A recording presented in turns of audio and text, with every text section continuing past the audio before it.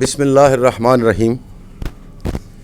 अज असी मौजूद हाँ सांगला हिल दी जानी पहचानी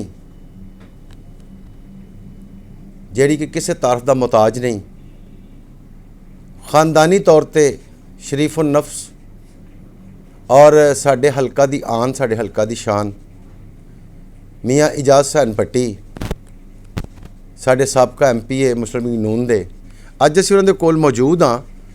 और अज असी बड़ी देर दे बाद बहुत सारियां गल्लां सुनदे होए असी अज इन्हां दी खिदमत च हाज़र होए हाँ। अज असी उन्हां गल्लां दी आवाम नूं तसदीक करावांगे कि आवाम दे विच जिहड़ियां एक सनसनियां फैलियां होईयां ने उहदे बारे च मियाँ साहब कोलों अज पुछांगे। ते मैनूं उम्मीद है कि मियाँ साहब अज आवाम दी चंगी तसल्ला करनगे। जिहड़ी आवाम मियाँ साहब दे आउण वाले इलैक्शन दे बारे च मुख्तलिफ किस्म दियां अफवाहां फैला रही है, उन्हां वास्ते अज मियाँ साहब अपना कोई ऐसा पैगाम छड्डणगे कि वो जिहड़े ये सियासतां करन वाले लोग ने वो अपनी मौत आप मर जाणगे। अस्सलाम वालेकुम जनाब मियाँ साहब। जी वालेकुम अस्सलाम। मियाँ साहब की हाल है, ठीक ठाक हो? अल्हम्दुलिल्लाह जी। अच्छा मियाँ साहब अज असी काफ़ी देर के बाद तुहानूं तकलीफ दी है क्योंकि तुहाडे सांगला हिल दे विच, सांगला हिल एक ऐसा शहर है या ऐसा इलाका है, तुहाडा इलाका एक ऐसा इलाका है कि जिस तरह घर दी मानद है, घर दे विच कोई छोटी जी भी गल हो जाए तो नाल आंढियां गुआंढियां नूं एवें ही सूह हो जाती है। तो मियाँ साहब जिहड़ियां तुहाडे मुतलक इस वेले अफवाहां चल रही ने इस इलाके दे विच, इस सांगले दे विच, तुहाडे हलके दे विच, उन्हां दे बारे तुसीं की कहोगे? जी बिस्मिल्लाहिर्रहमानिर्रहीम। मोहतरम भट्ट साहब, गुजारिश है कि अफवाहां जिहड़ियां ना वो हर वक्त हर बंदा किसी ना किसी के खिलाफ फैलांदा।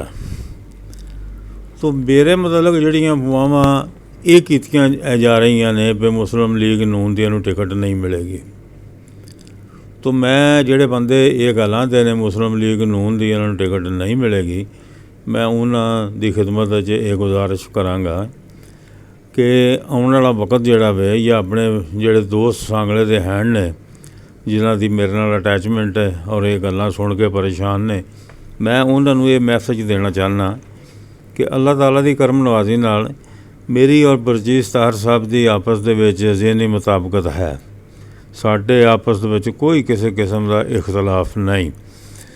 तो अगर साडा इख्तलाफ नहीं और मैं चौधरी साहब दे नाल बाज़ाब्ता तौर पर अटैच भी है वां, तो फिर मैनू टिकट ना मिलण दा की जवाब है? ये सब तुहाडियां बड़ियां खिदमात ने मुस्लिम लीग नून दे वास्ते, लेकिन फिल वक्त जिहड़ियां ये अफवाहां फैलियां ने इन्हां दे पिछे कोई ना कोई सदाकत होएगी। अगर कोई चीज़ या जिस तरह कहते हैं कि अग बालीए तो धुआं निकलता है, अगर कोई सदाकत थोड़ी बहुत है बाकी सारा कुछ झूठ है, उहदे बारे च की कहोगे? वेखो हुण अग जिहड़ा मर्जी बाल लवे तो गिला बालन अगर बालेगा तो साफ ज़ाहिर धुआं निकलेगा। मैं किसी नूं धुआं निकलन तो डक नहीं सकता, लेकिन ये गल मैं जरूर आखांगा कि जिहड़े बंदे इहो जे शोशे छड्डदे ने पहलों वो ये वेखण भी पार्टी दे विच उन्हां दा मुकाम कोई है। मेरा ख्याल है जिहड़े बंदे मेरे खिलाफ शोशे छड्डदे ने ना, इन्हां हुण तक अपना पूरा ढिल ला के वेखिया, मुख्तलिफ ज़राए नाल, मुख्तलिफ तरीक़िਆਂ नाल, मुख्तलिफ लीडरशिप दे नाल राबते कर करके इन्हां नूं जिहड़ा जवाब मिलिया हर एंगल तो वो ये ही मिलिया भी इनका फैसला असां नहीं करना, इनका फैसला चौधरी बरजीत ताहर करना है। सब ये तो गल ठीक है तुहाडी गल कि चौधरी बरजीत साहब लायल हो के तुहाडे नाल ने, लेकिन नाल नाल वो ये भी गल करते हैं कि मियाँ साहब दा फील्ड दे विच इलाके विच वर्क कोई नहीं नज़र आ रहा। मैं ये गुजारिश करना जी भी वर्क जिहड़ा वे चौधरी बरजीत ताहर साहब भी अगर हल्के च फिरदे ने, वर्क मुस्लिम लीग नून वास्ते होण दिया। वोट जिहड़ा वे ना मेरी जात नूं पैना वे ना चौधरी साहब की जात नूं पैना, वोट पैना वे मुस्लिम लीग नून दे निशान शेर नूं। और जिहड़ी चौधरी साहब भी कंपेन करते पे ने हुण तक इलाके दे विच जिहड़े तरक्याती काम कराण डे ने वो मुस्लिम लीग नून दे निशान शेर दी होण डई है।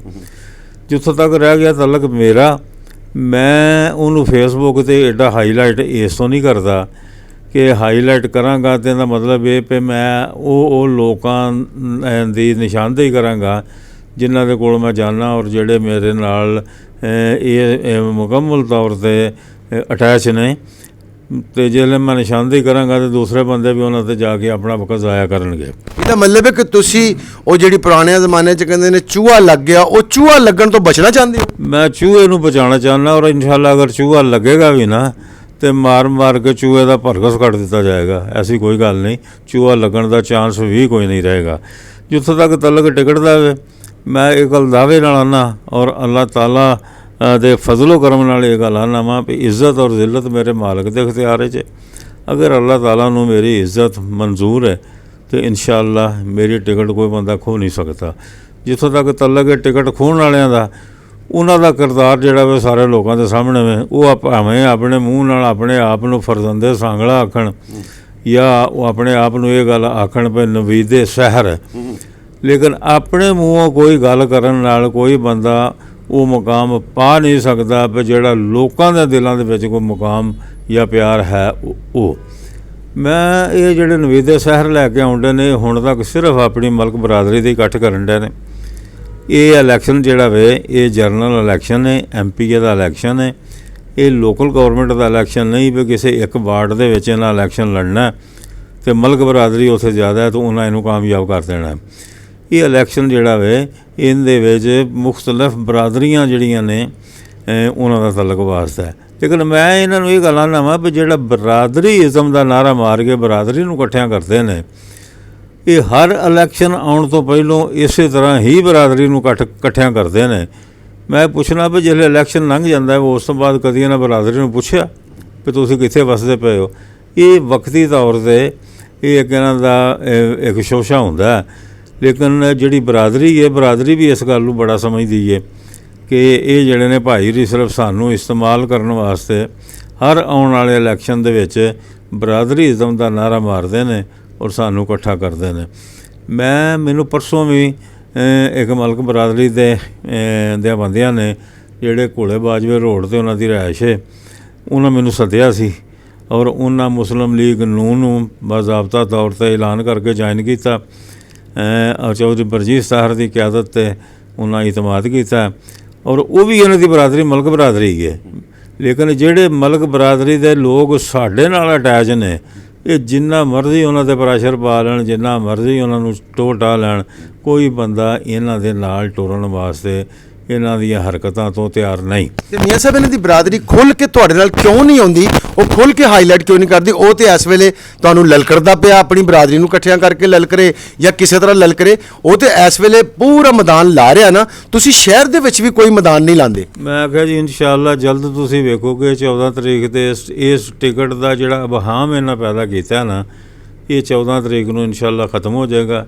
14 ਤਰੀਕ ਦੇ ਇਸ ਅਬਹਾਮ ਨੂੰ ਖ਼ਤਮ ਕਰਨ ਤੋਂ ਬਾਅਦ ਮੈਂ ਤੁਹਾਨੂੰ ਸ਼ਹਿਰ ਦੀ ਮੂਵਮੈਂਟ ਵਿਖਾਵਾਂਗਾ ਔਰ ਇਹ ਜੋ ਕੁਝ ਹੁਣ ਤੱਕ ਇਕੱਠ ਕਰ ਗਏ ਤੁਸੀਂ ਆਂਦੇ ਨੂੰ ਲਲਕਰਦਾ ਪਿਆ, ਇਨਸ਼ਾਅੱਲਾ ਲਲਕਰਨ ਵਾਲੀ ਗੱਲ ਕੋਈ ਨਹੀਂ ਹੋਏਗੀ। ਤੁਸੀਂ ਵੇਖੋਗੇ ਵੀ ਸ਼ਹਿਰ ਜਿਹੜਾ ਵੇ ਕਿਹਦੇ ਨਾਲ ਪਿਆਰ ਕਰਦਾ, ਕਿਹਦੇ ਨਾਲ ਮੁਹੱਬਤ ਕਰਦਾ ਔਰ ਕਿਹਦੇ ਨਾਲ ਘੁਲਾਉਂਦਾ। ਇਹ ਤਾਂ ਹਾਲਾਤ ਵਾਕਿਆਤ ਹੀ ਸਾਬਤ ਹੁਣੇ ਤੋਂ ਕਰਨਾ ਸ਼ੁਰੂ ਕਰ ਦਿੱਤਾ ਉਹਨਾਂ ਨੇ ਕਿ ਹਰ ਬੰਦੇ ਦੇ ਮੂੰਹ 'ਤੇ ਜ਼ਬਾਨ ਹੈ ਵੀ ਆਉਣ ਵਾਲਾ ਵਕਤ ਜਿਹੜਾ ਵੇ ਉਹ ਮੁਸਲਿਮ ਲੀਗ ਨੂਨ ਦਾ। ਤਾਂ ਕੋਈ ਬੰਦਾ ਐਸਾ, ਇਹ ਤੁਹਾਨੂੰ ਵੀ ਪਤਾ ਵੀ ਵੋਟਾਂ ਦੇ ਵਿੱਚ ਅਕਸਰੀਅਤ ਜਿਹੜੀ ਹੁੰਦੀ ਹੈ ਪਾਰਟੀ ਦੀ ਹੁੰਦੀ ਹੈ, ਕੁਛ ਵੋਟ ਵਿੱਚ ਹੁੰਦੇ ਨੇ ਜਿਹੜੇ ਕਿ ਬਰਾਦਰੀਜ਼ਮ ਨੂੰ ਪਸੰਦ ਕਰਦੇ ਨੇ, ਲੇਕਿਨ 15 ਤੋਂ 20% ਵੋਟ ਐਸਾ ਹੁੰਦਾ ਜਿਹੜਾ ਹਵਾ ਵੇਖ ਕੇ ਉਹ ਟੁਰਦਾ ਵੀ ਕਿਹੜਾ ਗਰੁੱਪ ਜਿੱਤਣ ਡਿਆ, ਕਿਹੜੀ ਪਾਰਟੀ ਜਿੱਤਣ ਡਈ ਹੈ। ਉਹ ਫਿਰ ਜਿੱਤਿਆਂ ਵਾਲੇ ਪਾਸੇ ਉਹ ਆਪਣੀ ਕੋਸ਼ਿਸ਼ ਕਰਕੇ ਤੇ ਸ਼ਾਮਲ ਹੁੰਦੇ ਨੇ ਵੀ ਹਰਿਆਂ ਨਾਲ ਅਸਾਂ ਕੀ ਕਰਨਾ।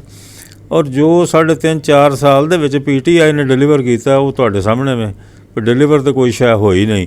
ਜਿਹੜੇ ਵੀ ਕੰਮ ਕੋ ਤਰੱਕਿਆਤੀ ਵੀ ਹੈ ਸਨ ਉਹ ਮੁਸਲਿਮ ਲੀਗ ਨੂਨ ਦੀ ਹਕੂਮਤ ਬਣਨ ਤੋਂ ਬਾਅਦ ਚੌਧਰੀ ਬਰਜੀਤ ਤਾਹਰ ਨੇ ਆਪਣੇ ਹਲਕੇ ਦੇ ਵਿੱਚ ਕੀਤੇ ਨੇ। ਉਹਦੀ ਮਿਸਾਲ ਤੁਹਾਡੇ ਸਾਹਮਣੇ ਮੌਜੂਦ ਹੈ। ਤਾਂ ਮੈਂ ਇਹ ਗੱਲ ਆਉਂਦਾ ਵਾ ਵੀ ਉਹ ਆਉਂਦਾ ਲਲਕਰਦਾ ਮੈਨੂੰ, ਇਨਸ਼ਾਅੱਲਾ ਇਹਦੇ ਲਲਕਾਰੇ ਦੀ ਆਵਾਜ਼ ਜਿਹੜੀ ਉਹ ਬਿਲਕੁਲ ਦਬ ਜਾਏਗੀ ਜਿਸਲੇ ਕੰਪੇਨ ਮੈਂ ਸ਼ੁਰੂ ਕਰਾਂਗਾ ਔਰ ਤੁਸੀਂ ਡੇ ਬਾਈ ਡੇ ਦੇਖੋਗੇ ਕਿ ਸਾਂਗਲੇ ਦੇ ਵਿੱਚ ਮੁਸਲਿਮ ਲੀਗ ਦਾ ਕਿਸ ਹੱਦ ਤੱਕ ਪ੍ਰੈਸ਼ਰ ਜਿਹੜਾ ਵੇ ਉਹ ਕਾਮਯਾਬ ਹੁੰਦਾ। ਬਹੁਤ ਸ਼ੁਕਰੀਆ ਜੀ ਐਹਸਾਨ ਮੀਆਂ ਇਜਾਜ਼ ਹਸਨ ਭੱਟੀ ਸਾਹਿਬ।